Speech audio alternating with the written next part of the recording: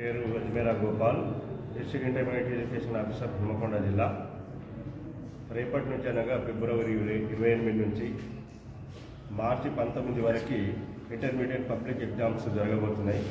దీనికి సంబంధించి హన్మకొండ జిల్లాలో మొత్తము మొదటి సంవత్సరంలో జనరల్ 18,552 మంది, వొకేషనల్ 976, అట్లాగే సెకండ్ ఇయర్లో 18,361, జనరల్ వొకేషనల్లో 948 మంది, అంటే మొత్తం మీద 38,837 మంది విద్యార్థులు పరీక్ష రాయబోతున్నారు. దీనికి సంబంధించి జిల్లాలో 53 సెంటర్స్ ఏర్పాటు చేయడం జరిగింది.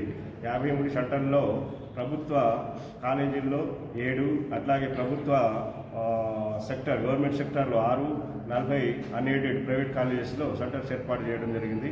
దీనికి సంబంధించి ప్రతి సెంటర్కి ఒక చీఫ్ సూపరింటెండెంట్, అట్లాగే డిపార్ట్మెంటల్ అధికారి, అట్లాగే ప్రైవేట్ కాలేజీలో అడిషనల్ చీఫ్ సూపరింటెండెంట్ ఏర్పాటు చేయడం జరిగింది.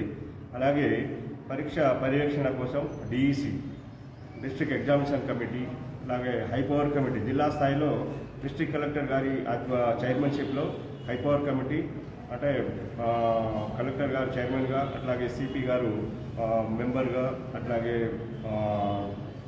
Regional joint director of intermediate education DAO, అట్లాగే ఒక senior most principal, junior lecturer, దీంట్లో కమిటీలో మెంబర్స్, అలాగే దీనికి సంబంధించి ఇంకా flying squad team, 2 flying squad teams, అట్లాగే 4 సిట్టింగ్ స్క్వాడ్ టీమ్స్ కూడా ఏర్పాటు చేయడం జరిగింది.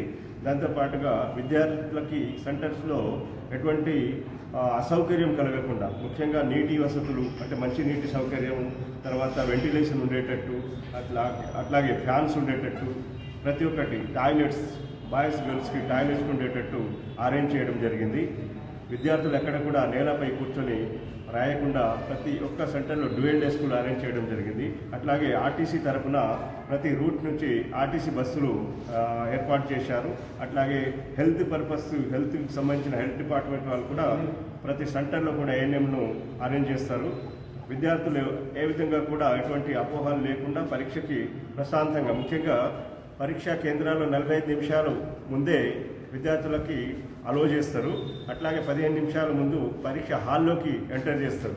అట్లాగే 9 గంటల తర్వాత ఎటువంటి సందర్భంలో, అంటే 1 నిమిషం ఆలస్యమైన విద్యార్థులకి హాల్లోకి అనుమతించారు. కాబట్టి ప్రతి ఒక్క విద్యార్థులు ఖచ్చితంగా 1 గంట, కనీసం ఒక ½ అవర్ అయినా కనీసం బిఫోర్గా వచ్చి సెంటర్ని చూసుకొని అరేంజ్ చేసుకోవాలని ఆశిస్తున్నాం. అట్లాగే విద్యార్థులు ఎటువంటి అపోహలు లేకుండా, అట్లాగే టెన్షన్ లేకుండా, ఒత్తిడికి లోను కాకుండా ప్రశాంతంగా పరీక్షలు రాయాలి.